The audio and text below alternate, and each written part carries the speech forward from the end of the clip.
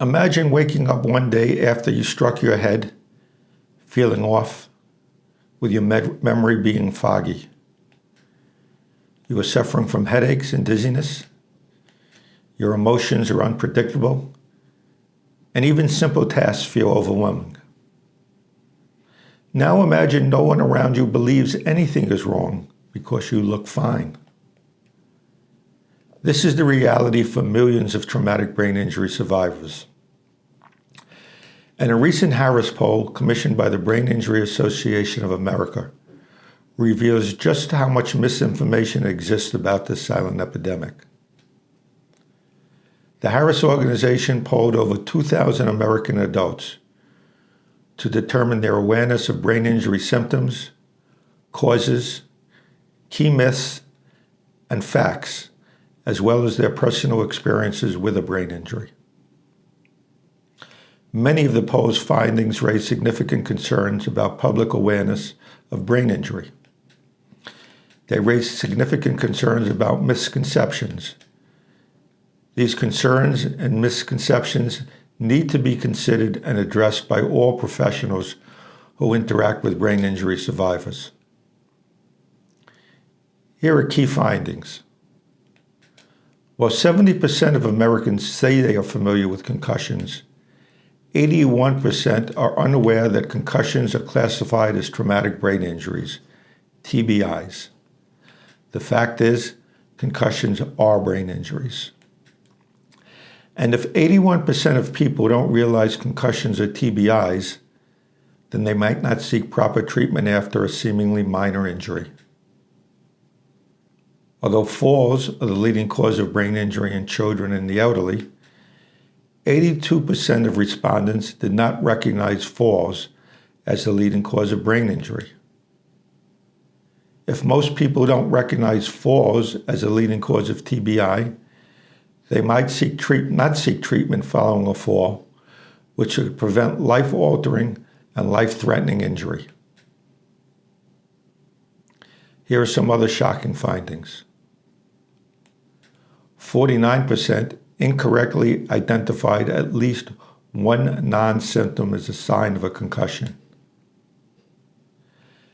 And while brain injury is an invisible disability, that does not require crutches, a wheelchair, or other physical assistance, a person with a brain injury may look fine, but fewer than 1/3 of respondents considered brain injury to be an invisible injury. With fewer than 1/3 recognizing TBI as an invisible injury, survivors may struggle with getting the help, accommodations, and support they need in work, in school, and even in their personal relationships. When discussing medical history, men are more likely to be questioned about a history of brain injury, even though brain injury impacts a significant percentage of women, with over 90% of domestic violence victims suffering a brain injury.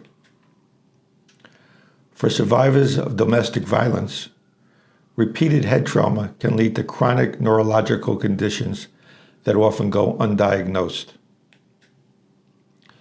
In probing parent attitudes toward brain injury in their children, 81% of parents of children younger than 18 agree that they are confident in recognizing when their child needs medical attention for a head injury. But many still struggle to identify concussion symptoms accurately. 55% of parents of children under 18 incorrectly selected at least one non-symptom. The full report is available on the Brain Injury Association of America's website. Brain injury awareness and brain injury education is important in any public health discussion of traumatic brain injury. Prompt recognition, correct diagnosis, and proper treatment is essential in dealing with the public health crisis of traumatic brain injury. If you or someone you love has experienced a head injury, seek medical attention, even if it seems minor at first. If you're a coach, teacher, employer, healthcare provider, or an attorney. Educate yourself on the realities and myths of TBI so you can better support and advocate for those affected. And if you want to help change the conversation about brain injury, share this information. That's all for this week on the Brain Injury Insider. If you found this information helpful, please subscribe and share.